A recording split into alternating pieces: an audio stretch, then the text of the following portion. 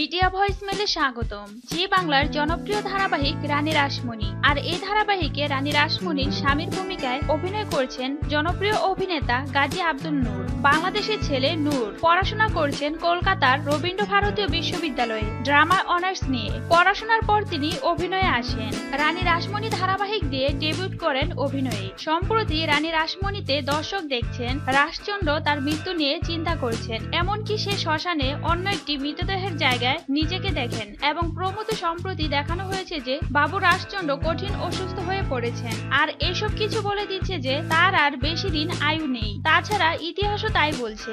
রাসমণি ও রাশচন্দ্র দাম্পত্য জীবন বেশি দিন স্থায়ী হয়নি, মাত্র 49 বছর বয়সে মারা যান রাশচন্দ্র। তাহলে দর্শক বুঝতেই তো পারছেন রাশচন্দ্রকে আর বেশি দিন ধারাবাহিকে দেখানো হবে না। রানী রাসমণি ধারাবাহিকে বাবু রাশচন্দ্রের ভূমিকায় অভিনয় করছেন গাজী আব্দুল নূর। তাকে আর দেখা যাবে না টেলিভিশনের পর্দায়। রানী রাসমণি ধারাবাহিকে বাবু রাশচন্দ্রের ভূমিকায় অভিনেতা নূরের অভিনয় আপনাদের কেমন লাগে অবশ্যই কমেন্ট করে জানাবেন। এই ধরনের আরো ভিডিও পেতে মিডিয়া ভয়েসমেলের সাথে থাকুন।